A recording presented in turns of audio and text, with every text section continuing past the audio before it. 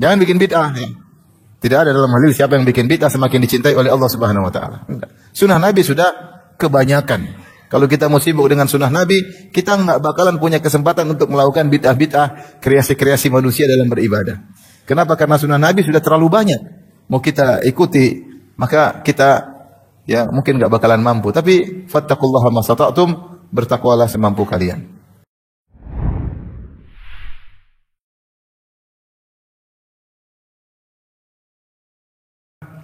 Ittiba'us sunnah, mengikuti sunnah Nabi sallallahu alaihi wasallam. Datang turun satu ayat yang dikenal oleh para ulama dengan ayatul imtihan, yaitu ayat ujian. Ayat ini turun untuk meminta bukti dari orang-orang yang mengaku-ngaku cinta kepada Allah, sebagaimana disinggung oleh Ibnu Katsir, yaitu idda'a qaumun, sebagian kaum mengaku-ngaku cinta kepada Allah Subhanahu wa taala. Ya.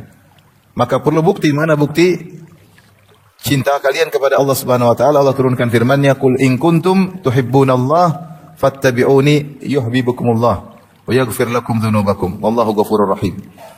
Katakanlah wahai Muhammad kepada mereka, kepada orang-orang yang ngaku cinta kepada Allah, in kuntum tuhibbunallah, kalau kalian cinta kepada Allah, fattabi'uni, maka ikutilah aku, yaitu ikutilah sunnah Nabi sallallahu alaihi wasallam. Maka balasannya apa? Yuhibbukumullah, niscaya Allah akan mencintai kalian.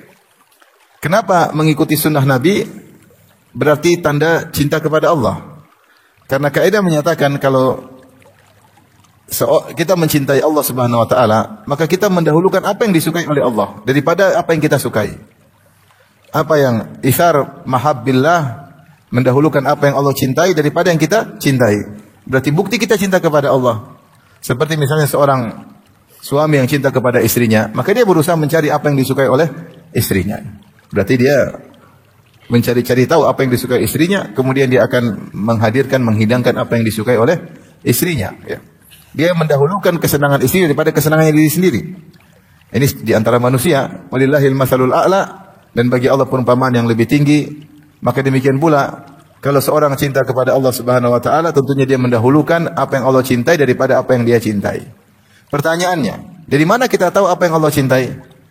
Yang paling tahu tentang apa yang Allah cintai adalah Rasulullah sallallahu alaihi wasallam. Maka di sinilah rahasia kenapa kalau kita ittiba kepada sunnah Nabi berarti kita mencintai Allah, karena yang paling tahu tentang apa yang dicintai oleh Allah adalah siapa? Rasulullah sallallahu alaihi wasallam. Maka seorang berusaha menjalankan sunnah Nabi sebisa mungkin. Sunnah dalam segala hal, dalam akidah, dalam akhlak, dalam amal ibadah, dalam interaksi dengan orang tua, dengan istri, dengan anak-anak, dengan suami. Kita jangan membatasi sunnah Nabi hanya pada ibadah, tata cara solat. Kita membatasi sunnah Nabi hanya pada tata cara solat, tata cara puasa. Ya, tidak. Sunnah Nabi luas. Sunnah Nabi luas. Bukan hanya terkait dengan tata cara ibadah. Demikian juga masalah akidah. Ketika kita berakidah, ikut sunnah Nabi Sallallahu Alaihi Wasallam. Oleh karenanya para ulama dahulu ketika menulis tentang buku-buku akidah, mereka beri nama dengan as-sunnah. Dengan apa? As-sunnah. Untuk menjelaskan bahwasanya berakidah tentang Allah harus ikut dalil. Harus ikut dalil. Apa yang Nabi bilang, apa yang Allah sebutkan, maka itulah akidah kita. Kita tidak berimprovisasi, berinovasi dalam berakidah tentang Allah Subhanahu wa taala. Ya. Oleh karenanya, bukti kita cinta kepada Allah, kita ikut sunnah Nabi sallallahu alaihi wasallam. Maka semakin kita perhatian sunnah ketika makan, sunnah ketika tidur yang sering kita lalaikan ya. Kalau kita perhatian, contoh sederhana, sunnah pakai sendal, sunnah lepas sendal. Apa sunnah pakai sendal? Sunnah pakai sendal kaki kanan dulu, baru kaki kiri. Sunnah buka sendal bagaimana? Kaki kanan atau kaki kiri dulu? Kaki kiri dulu, baru kaki kanan. Subhanallah. Kelihatannya sepele, tapi ketika kita buka sendal kita ingat Nabi. Ini sunnah Nabi. Kita dibuat connecting sebentar. Saya buka sendal ini karena Allah Subhanahu wa taala, sunnah Nabi, kaki kiri dulu baru kaki kanan. Banyak orang kalau pakai sendal benar kanan dulu baru kaki kiri. Tapi kalau buka sendal kanan juga duluan baru kiri. Kalau pakai baju jangan lupa kanan dulu baru kiri. Yang sederhana. Kanan Nabi sallallahu alaihi wasallam yu'jibu wa tayammunu fi tanaulihi wa fi tuhurihi wa fi sya'nihi kulli. Adalah Rasulullah sallallahu suka mendahulukan yang kanan dalam bersuci, ya, kemudian dalam pakai sendal, tarajulihi, demikian juga kalau bersisir, kanan dulu baru kiri, ya. Rasulullah SAW juga kalau cukur rambut, ketika bertahalul kanan dulu baru apa? Kiri. Dan dalam segala urusannya, pakai baju kanan dulu baru kiri dulu.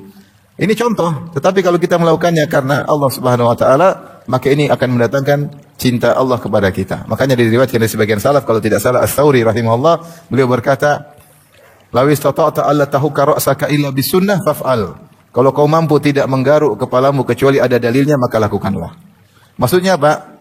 Dia mengatakan kalau dalil cara menggaruk datang dalam Nabi, dalam sunnah, garuk kanan dulu baru kiri dulu, lakukanlah. Seandainya ada sunnahnya, lakukanlah. Artinya, dalam segala kegiatan, kalau memang ada sunnahnya, maka kita lakukan. Ini perlu kita belajar sedikit demi sedikit. Sunnah ketika makan, sunnah ketika tidur, sunnah ketika bangun malam, sunnah ketika sholat, sunnah ketika masuk rumah, sunnah ketika bertemu dengan istri, sunnah terhadap anak-anak. Dalam segala hal, karena apa yang disunahkan oleh Nabi, itulah yang dicintai oleh Allah Subhanahu wa taala. Jika demikian kata Allah Subhanahu wa taala, yuhibbukumullah, maka niscaya Allah akan mencintai kalian. Baik. Dari yang berikutnya selain ayat ini, hadisul wali yang tadi saya sudah singgung, kata Allah Subhanahu wa taala, "Wala yazalu 'abdi yataqarrabu ilayya bin nawafil hatta uhibbahu." Senantiasa hambaku mendekatkan dirinya kepadaku dengan perkara-perkara sunnah sampai aku mencintainya. Sampai aku mencintainya. Fa idza ahbabtuhu, kalau aku sudah mencintainya, maka aku menjadi pendengarannya, penglihatannya, tangannya, kakinya, lisannya, qalbunya, ya. Tetapi kata Allah dalam hadis tersebut, wala yazalu 'abdi yataqarrabu ilayya bin nawafil. Hambaku senantiasa berusaha mendekatkan dirinya kepadaku dengan perkara-perkara sunnah. Itu perkara fardu sudah dia kerjakan. Namun dia tidak mencukupkan dirinya dengan perkara fardu aja. Maka dia berusaha mendekatkan dirinya perkara-perkara sunnah. Maka ini perlu kita ngaji tentang sunnah-sunnah Nabi, belajar tentang kutubus sunnah seperti Sahih Al-Bukhari, Sahih Muslim, ya. Sunan Abi Dawud, Sunan Tirmidzi, Sunan Ibnu Majah, Sunan Nasa'i. Seorang belajar baca atau buku-buku yang ringkas seperti Riyadhus Shalihin yang sudah dikumpulkan oleh Nawawi rahimahullahu taala tentang sunnah-sunnah Nabi dalam berbagai macam perkara. Sunnah terhadap orang yang berbuat zalim kepada kita apa? Misalnya memaafkan. Banyak hal, ya. Sunnah-sunnah kita kerjakan, tinggal menghadirkan ini sunnah Nabi sallallahu alaihi wasallam. Maka saya melakukannya. Maka Allah mencintai kita. Allah mencintai kita. Semakin banyak sunnah, semakin dicintai oleh Allah Subhanahu wa taala. Jangan bikin bid'ah, ya. Tidak ada dalam hal ini siapa yang bikin bid'ah semakin dicintai oleh Allah Subhanahu wa taala. Sunnah Nabi sudah kebanyakan. Kalau kita mau sibuk dengan sunnah Nabi, kita enggak bakalan punya kesempatan untuk melakukan bid'ah-bid'ah, kreasi-kreasi manusia dalam beribadah. Kenapa? Karena sunnah Nabi sudah terlalu banyak. Mau kita ikuti, maka kita ya mungkin enggak bakalan mampu. Tapi fattaqullaha mastata'tum, bertakwalah semampu kalian. Tapi yang pertama. Yang kedua, amal yang kedua agar dicintai oleh Allah Subhanahu wa taala itu zuhud kepada dunia, zuhud kepada dunia. Ini perjuangan hebat agar kita bisa menjadi zuhud kepada dunia. Seorang sahabat bertanya, "Ya Rasulullah, tunjukkan kepada aku amalan ahabbani Allah, yang Allah mencintaiku, dan amalan ahabbani an-nas, yang menjadikan orang-orang cinta kepadaku." Dia minta diajarin suatu amalan yang membuat Allah cinta kepadanya. Maka Nabi menjawab, "Izhad fid dunya yuhibbakallah." Zuhudlah kepada dunia, maka niscaya Allah akan mencintaimu. Apa itu zuhud? Zuhud adalah tarku ma la yanfa'u fil akhirah. Sebagaimana penjelasan Ibn Taimiyah rahimahullahu taala, zuhud adalah meninggalkan perkara yang tidak ada faedahnya di akhirat. Itu tidak ada pahalanya, gampangnya demikian. Zuhud itu apa? Meninggalkan perkara yang tidak ada pahalanya. Nah, mulai sekarang kita melatih diri, tidaklah beraktivitas kecuali yang ada pahalanya. Kalau tidak ada pahalanya, maka tinggalkan. Karena itu konsekuensi zuhud. Berarti kita orientasi selalu akhirat. Zuhud itu apa? Memandang rendah dunia. Kalau memandang rendah dunia, berarti orientasi kemana? Ke akhirat. Kalau orientasi ke akhirat, berarti pikiran kita selalu cari pahala. Kalau pikiran selalu cari pahala, berarti kegiatan yang tidak ada pahalanya kita tinggalkan. Kalau kita terus cenderung dalam perkara yang tidak ada pahalanya, berarti kita bukan orang zuhud kepada dunia. Tapi kita cenderung kepada dunia. Orientasi kita bukan akhirat. Latih diri kita, latih istri kita, latih anak-anak kita. Selalu pikirannya ada enggak pahalanya di akhirat. Kalau ada kerjakan, kalau enggak usah. Kalau enggak usah. Maka ini mengkonsekuensikan kita untuk selalu ketika melakukan kegiatan ingat kepada akhirat. Dan kalau kita zuhud, maka kita bisa mengamalkan firman Allah Subhanahu wa taala, "Wa ma khalaqtul jinna wal insa illa liya'budun." Tidaklah aku ciptakan jin dan manusia kecuali untuk beribadah kepadaku. Karena asal kita diciptakan Seluruh kegiatan kita harusnya untuk ibadah. Seluruh kegiatan kita harusnya untuk ibadah karena tidaklah Allah ciptakan jin dan manusia kecuali untuk beribadah kepada Allah Subhanahu wa taala. Dan kita mengatakan Allah berfirman, "Qul inna salati wa nusuki wa mahyaya wa mamati lillahi rabbil alamin." Katakanlah salatku, sembelihanku, hidupku dan matiku hanya untuk Allah. Bagaimana kita bisa mengamalkan ayat ini? Hidupku seluruhnya untuk siapa? Untuk Allah. Berarti untuk akhirat. Nah, oleh karenanya dalam kegiatan sehari-hari kita selalu sering pasang niat. Ya. Kalau perkara-perkara akhirat seperti salat, baca Quran, insyaallah ada pahala akhirat. Tapi jangan lupa perkara-perkara dunia yang kita kerjakan, kita harus niatkan akhirat. Ya. Bercengkrama dengan istri, niatkan karena Allah Subhanahu wa taala. Manjain anak-anak, niatnya karena Allah Subhanahu wa taala, ya.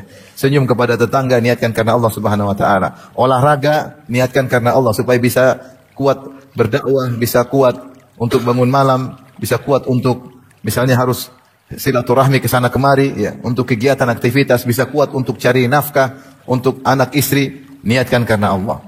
Cari nafkah, niatkan karena Allah. Dalam hadis wa huwa yahtasibuha, kata Nabi sallallahu alaihi wasallam, seorang berinfak kepada keluarganya wa huwa yahtasibuha, dan dia berniat mencari pahala karena Allah, maka dia dapat pahala. Lasta tunfiqu nafaqatan tabtaghi biha wajha Allah illa ujirta 'alaiha hatta luqmatal lati taj'alu fi imra'atik. Tidaklah kau menginfak apapun kau mencari wajah Allah kecuali kau dapat pahala sampai suapan yang kau suapkan ke mulut istrimu, ya. Dan ini kata syurahul hadis, ketika seorang suami sedang menyuap istrinya berarti dia sedang dalam kemesraan, ya. Mana ada suami sambil ngomel nyuapin istri, ada atau tidak?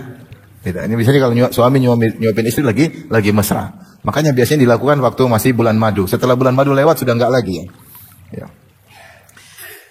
Itu pun kalau dia lakukan karena Allah, ya. Ya betaqi biha wajh Allah, ada syaratnya. Dia mencari wajah Allah. Berarti dia melakukannya karena Allah, dapat pahala. Allah mencintainya karena dia zuhud. Karena dia zuhud. Zuhud meninggalkan perkara yang tidak ada pahalanya di akhirat. Maka saya ingatkan diri saya pribadi dan juga para hadirin hadirat, setiap melakukan aktivitas hadirkan niat sebisa mungkin. Kalaupun kita terlupakan, lupa, kadang-kadang kita melakukan kebaikan kita lupa menghadirkan niat. Mudah-mudahan hukum asal, kalau pernah kita meniatkan, niat itu masih berlanjut terus selama tidak kita batalkan niat-niat yang lain. Ya, misalnya seorang keluar rumah, dia niat pagi ini saya ingin cari nafkah untuk anak istri. Tentu ketika dia niatkan karena Allah, dia akan milah-milih. Karena dia tahu dia cari nafkah karena Allah. Yang haram dia akan tinggalkan, yang syubhat dia akan tinggalkan. Apakah dianjurkan besok lagi dia niatkan lagi? Setiap hari kalau bisa. Tapi kalau ternyata hari-hari berikutnya dia lupa, sebagian ulama mengatakan diharapkan niat awalnya masih berlanjut terus. Tapi kalau dia bisa hadirkan setiap hari itu lebih baik. Agar segala aktivitasnya berpahala karena Allah Subhanahu wa taala. Maka kalau kita benar-benar zuhud, sekarang kita praktekkan diri kita, apapun kegiatan kita coba cek kembali, kita revisi kembali. Saya di grup ini, ada nggak pahalanya? Kalau nggak ada, left. Ma'assalamah. Kalian tidak ada pahalanya. Baik. Saya kumpul sama teman-teman. Kita bikin aktivitas, ada nggak pahalanya? Nggak ada. Ya sudah, nggak usah. Ibu-ibu kalau pengen beli tas mahal, ada nggak pahalanya di akhirat? Ini beli tas, ada pahalanya nggak? Pahala dari mana beli tas mahal? Dari sisi mana pahalanya? Kalau nggak ada pahalanya, nggak usah ya. Nah, istri saya pernah minta belikan sesuatu yang mahal. Saya bilang, Abi belikan. Kamu siap dihisab? Abi jangan gitu. Kamu siap dihisab nggak? Ya enggak lah Abi. Ya udah nggak usah. Padahal saya nggak mau beliin. Mau saya mulai latih diri kita seperti itu. Beli apapun siap dihisab nggak? Siap. Kenapa? Ada manfaatnya. Silakan, nggak ada masalah. Saya misalnya beli mobil bagus buat apa? Buat bisa safar, bisa silaturahmi. Kalau mobil bagus, kalau punya uang, jangan maksakan. Kalau nggak mampu ya sudah. Kalau selama mampu dan bisa dihisab dan ada manfaatnya, kerjakan. Itu namanya zuhud. Zuhud. Dulu waktu saya pernah nemani Syekh Sa'ad Syasri, hafizahullah ta'ala. Setiap Syekh kita kesini, kata Syekh, entah dia bercanda, dia mengatakan, hal yanfa'uni fil akhirah. Ini kau ajak saya, ini ada manfaatnya nggak di akhirat? Ada Syekh, ayo. Siapa ajak ke sesuatu, ayo Syekh kita kesana kesini. Hal yanfa'uni fil akhirah. Ini kegiatannya ada manfaat buat saya di akhirat nggak? Ada, bismillah, jalan. Ya mungkin dia maksudnya untuk ingatkan kita, bahwasanya hendaknya ketika beraktivitas, harus ada manfaatnya di akhirat. Agar kita dicintai oleh Allah. Ya, bagaimana kita tidak dicintai Allah sementara yang kita pikirkan orientasi kita adalah akhirat. mencari wajah Allah, mencari akhirat. Maka zuhud itu bukan berarti kita pakai pakaian lusuh, enggak. Zuhud itu masalah hati. Hati, kecenderungan dunia atau kecenderungan akhirat. Kapan kita menjadikan akhirat kita sebagai orientasi, maka dia selalu yang menjadi tolak ukur kita dalam segala kegiatan. Ini ada faedahnya enggak di akhirat? Enggak ada, tinggalin, ngapain? Ngapain? Kumpul-kumpul sampai faedahnya enggak? Enggak ada faedah akhirat? Mohon maaf, saya cari komunitas yang lain. Kegiatan ngabisin waktu dari pagi sampai sore, ada enggak manfaat di akhirat? Ada. Kalau ada lanjutin, kalau enggak, enggak. Itulah zuhud di dunia. Izhad fid dunya yuhibbakallah. Maka Allah akan zuhudlah terhadap dunia, maka Allah akan mencintaimu. Taib, di antara sebab amalan yang mendatangkan cinta Allah Subhanahu wa taala adalah mencintai saudara karena Allah Subhanahu wa taala. Ya. Mencintai saudara karena Allah, bukan karena dunianya, bukan karena fisiknya, bukan karena uangnya, bukan karena sukunya, bukan karena satu hobi. Timbul relasi saling mencintai di antara manusia karena sebab duniawi banyak sekali. Saya senang sama dia karena sama hobi main bola. Saya senang sama dia karena sama-sama hobi, mungkin misalnya hobi tertentu, sama-sama para pedagang. Ya, sama-sama suka minum kopi, majelis kopi misalnya. Saya cinta sama dia kenapa?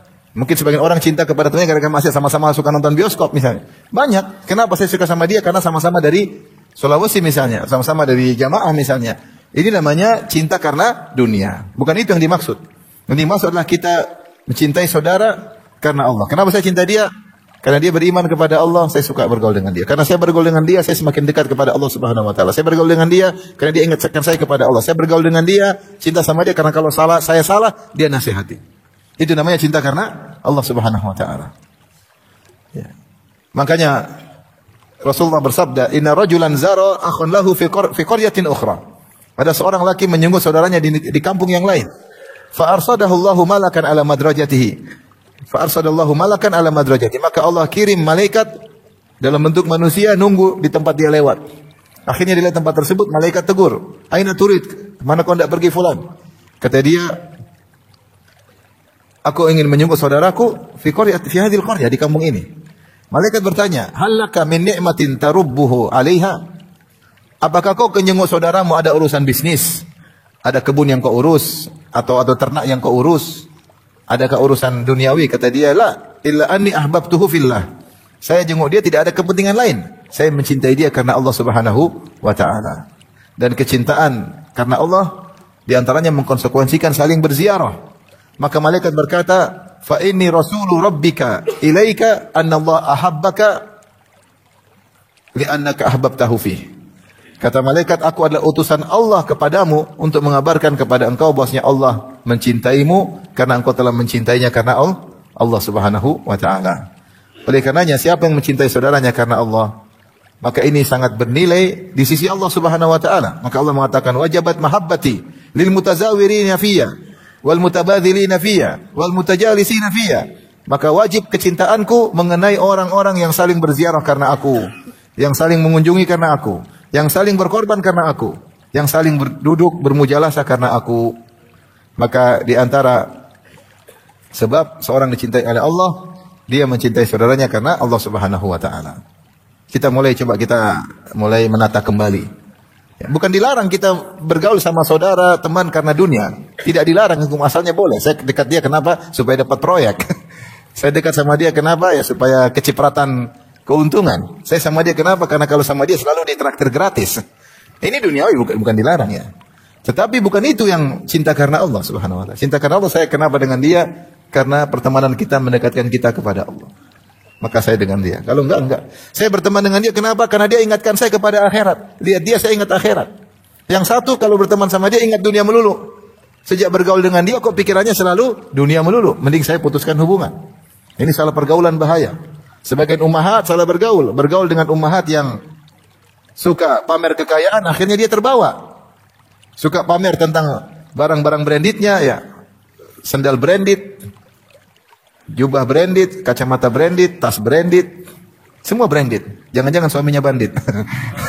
Akhirnya si akhwat ini berubah. Kalau udah berubah pengen branded, yang susah siapa? Suaminya. Sementara suaminya miskin, mau jadi bandit. Oleh karenanya, kalau berteman ternyata teman ini malah ngingatin akhirat, bicaranya selalu besar-besar, saya ke luar negeri, jalan-jalan ke Eropa, selalu sehingga orientasi kita berubah dari akhirat menjadi dunia, tinggalkan. Ini teman tidak pantas kita mencintainya karena Allah, dan tidak bisa, karena berteman karena Allah itu membuat hasilnya adalah mendekatkan kita kepada Allah, mendekatkan kita kepada akhirat, membuat kita termotivasi untuk beribadah. Adapun teman buat kita semakin jauh dari Allah, semakin lupa dengan akhirat, sibuk dengan dunia. Maka ini bukan teman karena Allah Subhanahu wa taala. Kalau dia bilang saya cinta kamu karena Allah, omong kosong.